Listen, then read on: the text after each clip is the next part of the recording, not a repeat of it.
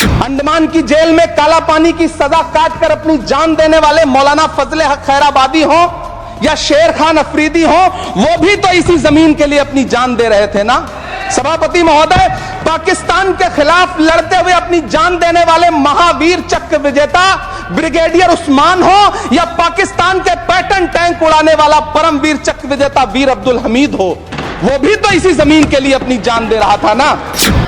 सभापति महोदय, अशफाकुल्लाह खान जब फैजाबाद की जेल में फांसी के फंदे पर झूल रहे थे तो इसी देश की जमीन के लिए झूल रहे थे ना।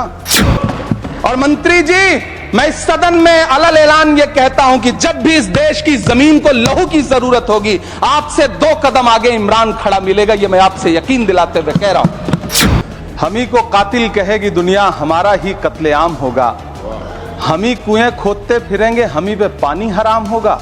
सन 1947 में दिल्ली की जामा मस्जिद की तारीखी सीढ़ियों पर खड़े होकर के भारत रत्न मौलाना अबुल कलाम आजाद साहब ने कहा था कि मुसलमानों कहां जा रहे हो, यह है तुम्हारा मुल्क, यहां तुम्हारे आबाओ अजदाद की कब्रें हैं।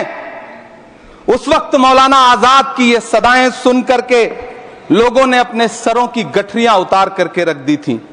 आज उसी दिल्ली में मौजूद देश की संसद में एक बिल आया है जो हमसे उसी जामा मस्जिद की सीढ़ियों के सबूत मांगेगा, जो उन्हीं सीढ़ियों के पास अपनी कब्र में सोए हुए मौलाना आजाद को फिर से कब्र से सदा देनी पड़ेगी कि ये जो कब्र है वो मेरी कब्र है, ये किसी सरकार की जागीर नहीं है। सभापति महोदय, मैं जहां खड़ा हूं इसी संसद भवन के सामने सड़क के उस पार अपनी कब्र में सोए हुए भारत के पूर्व राष्ट्रपति फखरुद्दीन अली अहमद की कब्र है। शायद अब उस कब्र से भी सदाएं आए कि ये कब्र मेरी कब्र है, ये सरकार की जागीर नहीं है। सभापति महोदय, मैं वक्फ कानूनों में किए जा रहे संविधान विरोधी बदलावों के खिलाफ बोलने के लिए खड़ा हुआ हूं। संविधान का आर्टिकल 14 हो, 29 हो, 30 हो, चीख चीख कर कहता है कि देश में सब बराबर के हकदार हैं। आर्टिकल 26 कहता है कि सबको अपने अपने मजहबी कामों के लिए मंदिर, मस्जिद, गिरजाघर, गुरुद्वारों का निर्माण करने का हक है और उसका रखरखाव का भी हक है।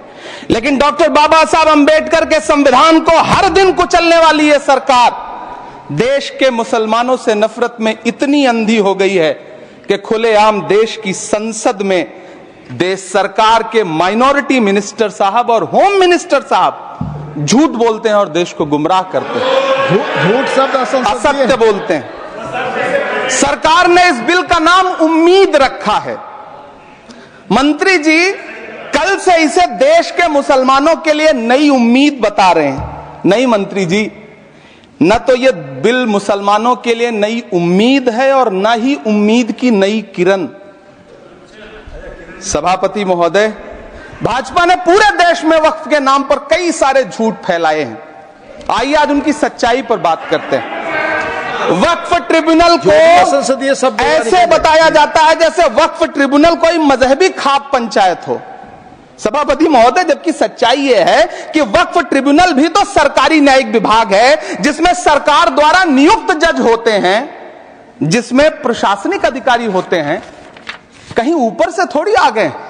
सभापति महोदय, देश के गृह मंत्री जी ने इसी सदन में कहा कि वक्फ ट्रिब्यूनल के फैसले के खिलाफ कोई कोर्ट नहीं जा सकता, जबकि सच यह है कि वक्फ एक्ट 1995 की धारा 83(9) के तहत हाई कोर्ट वक्फ ट्रिब्यूनल के फैसले की न सिर्फ समीक्षा कर सकता है बल्कि उसे बदल भी सकता है। सच तो यह है कि वक्फ बोर्ड खुद अपनी जमीनों के लिए कई सारी कोर्ट में मुकदमे लड़ रहा है। सभापति महोदय, दिल्ली की जिन 123 संपत्तियों को लेकर कल माइनॉरिटी मिनिस्टर, होम मिनिस्टर साहब और अभी आदरणीय नेता सदन बात कर रहे थे, आइए उनकी सच्चाइयों पे भी बात करते हैं। 1911 में जब अंग्रेजी हुकूमत ने कोलकाता के बजाय दिल्ली को राजधानी बनाने का फैसला किया तो रायसीना हिल्स के चारों तरफ जो मुसलमानों की ढेर सारी जमीनें थी उनको एक्वायर किया गया और लुटियन को इसकी तामीर की जिम्मेदारी सौंपी गई।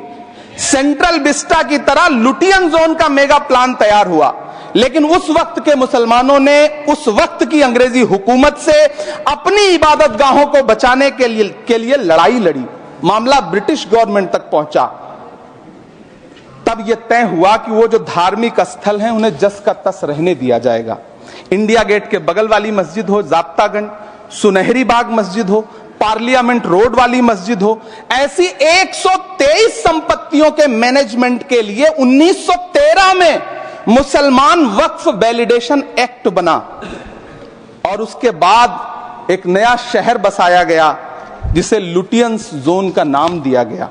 फिर 1943-45 के बीच एक और समझौता हुआ आजादी से पहले, उसके तहत काफी सारी वक्फ जायदादों को सुन्नी मजलिस औकाफ बनाकर उसके अंडर किया गया ताकि उसकी देखरेख की जा सके।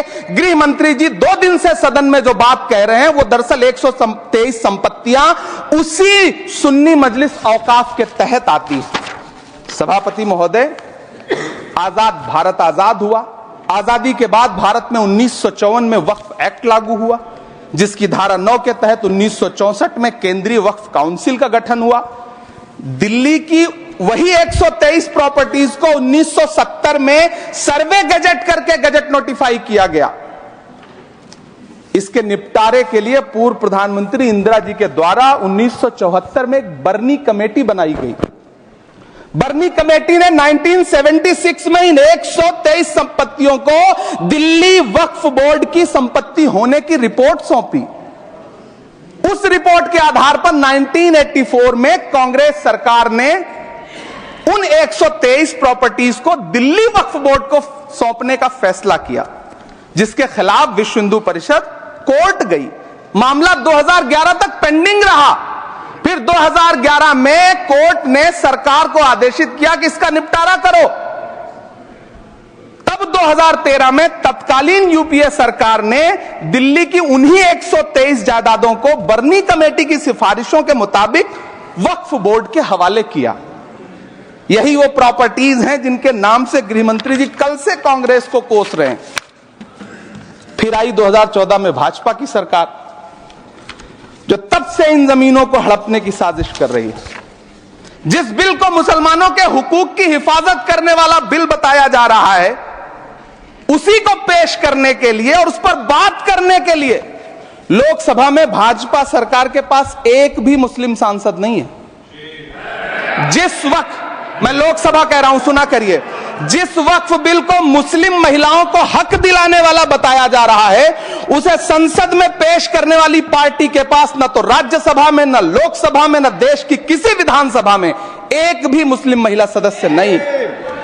कल किरण रिजिजू जी कह रहे थे कि रेलवे की जमीनें देश की जमीनें हैं, डिफेंस की जमीनें देश की जमीनें हैं। हां मंत्री जी हैं, बिल्कुल हैं। ये जो वक्फ की जमीनें हैं, ये हमारे पुरखों ने धार्मिक कामों के लिए डोनेट किया है, तो हम भी तो इसी देश के नागरिक हैं, हम भी तो इसी देश के बेटे हैं, तो वक्फ की जमीनें भी तो इसी देश की जमीनें हैं। उनको पराया क्यों बोलते हैं आप? सभापति महोदय, अशफाकुल्लाह खान जब फैजाबाद की जेल में फांसी के फंदे पर झूल रहे थे, तो इसी देश की जमीन के लिए झूल रहे थे ना। सभापति महोदय, अंडमान की जेल में काला पानी की सजा काटकर अपनी जान देने वाले मौलाना फजले हक खैराबादी हो या शेर खान अफरीदी हो, वो भी तो इसी जमीन के लिए अपनी जान दे रहे थे ना। सभापति महोदय, पाकिस्तान के खिलाफ लड़ते हुए अपनी जान देने वाले महावीर चक्र विजेता ब्रिगेडियर उस्मान हो या पाकिस्तान के पैटर्न टैंक उड़ाने वाला परमवीर चक्र विजेता वीर अब्दुल हमीद हो, वो भी तो इसी जमीन के लिए अपनी जान दे रहा था ना। और मंत्री जी, मैं इस सदन में अलल ऐलान ये कहता हूं कि जब भी इस देश की जमीन को लहू की जरूरत होगी, आपसे 2 कदम आगे इमरान खड़ा मिलेगा। ये मैं आपसे यकीन दिलाते हुए कह रहा हूं। सभापति महोदय, मैं सरकार से कहना चाहता हूं, हमसे हमारी इबादत गाहें तो मत छीनिए ना, हमारे घरों पे बुलडोजर तो मत चलाइए ना, हमारी कब्रों में तो हमें सुकून से सोने दीजिए ना। सभापति महोदय, माइनॉरिटी मिनिस्ट्री का बजट कट करके, मुस्लिम बच्चों की स्कॉलरशिप बंद करके अब सरकार कह रही है कि हम वक्फ की आमदनी से गरीब मुसलमानों का भला करेंगे। गुजरात की बेटी बिल्किस के बलात्कारियों की रिहाई के बाद उन्हें माला पहनाने वाली लोगों के नेता ये कह रहे हैं कि यह बिल मुस्लिम महिलाओं को उनका हक दिलाएगा। धन्यवाद मोदी जी, क्या बढ़िया सौगातें मोदी दे रहे हैं आप। पहले हमें गुजराते मोदी दिया, आप सौगातें मोदी दे रहे हैं। लेकिन यह सरकार इतना याद रखे कि इसी ठसक के साथ देश की संसद में सीए का कानून भी लाया गया था और कहा गया था बड़े बड़े भाषण देकर के कि पड़ोसी देशों से हिंदू भाइयों को ला करके यहां नागरिकता दी जाएगी। लेकिन मैं आपके संज्ञान में लाता हूं सर कि पिछले इतने दिनों में इनसे नागरिकता लेने के लिए 2000 व्यक्ति भी नहीं आए, जबकि इसके उलट इन्हीं की सरकार में पिछले 10 साल में 15 लाख से ज्यादा भारतीयों ने भारत की नागरिकता छोड़ करके दूसरे देश में जाकर के बस गए। यह हुआ उस कानून का अंजाम। सभापति महोदय, इसी तरह की जिद के साथ किसानों के खिलाफ भी कानून लाए गए थे। जिस तरह आज वक्फ के फायदे गिनाए जा रहे हैं, उसी तरह से किसानों को भी कृषि कानूनों के फायदे गिनाए गए थे। लेकिन अंजाम क्या हुआ? 700 किसानों की शहादत लेने के बाद सरकार को अन्नदाता किसानों के सामने घुटने टेकने पड़े और कृषि कानून वापस लेने पड़े। जिल्ले इलाही, जमहूरियत जो है वो नफरत और ठसक से नहीं चलती है, अकड़ से नहीं चलती है, उसमें सबकी हिस्सेदारी जरूरी है। कल देश के माइनॉरिटी मिनिस्टर ने लोकसभा में खड़े होकर एक शेर सुनाया था कि मुझसे कोई बदगुमान न हो, तो मैं उन्हें एक शेर सुनाना चाहता हूं कि मैं आज जद पे हूं तो इतना खुशगुमान न हो, मैं आज जद पे हूं तो इतना खुशगुमान न हो, चराग सबके बुझेंगे हवा किसी की नहीं। नीतीश कुमार जी हो, चंद्रबाबू नायडू जी हो, चिराग पासवान जी हो, जयंत चौधरी जी हो, देवे गौड़ा जी हो, जीतन राम मांझी जी हो, सबको समझना पड़ेगा कि जब जंगल में आग लगती है तो न वो बरगद बचते हैं जो हवा को आंधी में तब्दील करते हैं, न वो बांस बचते हैं जो आपसी रगड़ से चिंगारी पैदा करते हैं। सभापति महोदय, जब देश को मनमोहन सिंह साहब जैसा काबिल प्रधानमंत्री मिलता है तो देश को आरटीआई जैसा एक्ट मिलता है, सेज जैसा एक्ट मिलता है, मनरेगा जैसा एक्ट मिलता है, लिबरलाइजेशन मिलता है, राइट टू एजुकेशन मिलता है, नेशनल फूड सिक्योरिटी एक्ट मिलता है। लेकिन जब देश को सौगातें मोदी मिलती है तो क्या मिलता है? सीए मिलता है, फॉर्म्स लॉ मिलता है, आर्टिकल 370 मिलता है, इलेक्टोरल बॉन्ड जैसा एक्ट मिलता है और वक्फ अमेंडमेंट एक्ट जैसे बिल देश को मिलते हैं। मुझे तो अपने हमवतन भाइयों से पूछना है कि आपको अपने बच्चों की तरक्की, खुशहाली और नौकरी की दरकार है या फिर मुसलमानों की दान की गई जमीनों को लूट कर धन्ना सेठों को देने की साजिश करने वाले कानून की? सभापति महोदय, यह सरकार रात के 3 बजे तक पूरे देश को जगा करके संसद में अपने ही नागरिकों को नीचा दिखाने के लिए वक्फ बिल ला रही थी, तो उधर रात के 1:30 बजे अमेरिका हम पर 26% टैरिफ लगा रहा था। सरकार की प्राथमिकताएं देश को पता। सभापति महोदय, मैं बहुत भावुक हूं आज, और मुझे अच्छा लगा कि आदरणीय नेता सदन जगत प्रकाश नड्डा जी ने बहुत अच्छी बातें भी की, मन से बातें की। क्योंकि उनके नाम में प्रकाश जुड़ा है तो मैं उनमें हमेशा एक रोशनी की किरण देखता हूं। मैं उनके सामने बहुत अदब से यह बात कहना चाहता हूं कि चरागों के सफर में दबदबा हो आंधियों का तो फिर अंजाम जुल्मत के सिवा कुछ भी नहीं होगा। यह दुनिया नफरतों के आखिरी स्टेज पर है, इलाज इसका मोहब्बत के सिवा कुछ भी नहीं होगा। मैं भावुक हूं, मेरी पलकें गीली हैं। अगर देश की एक बहुत बड़ी आबादी को लगता है कि आप उसका भला करने के लिए नहीं बल्कि उनकी इबादतगाहों, उनकी कब्रिस्तानों, उनकी खानकाहों को बर्बाद करने का बिल ला रहे हैं, तो फिर आप अगर समझाने में नाकामयाब रहे हैं तो यह आपकी नाकामयाबी है। पहले समझाइए, उसके बाद कोई बिल लेकर के आइए, तब शायद हम आपका इतनी पुरजोर तरीके से विरोध ना करें।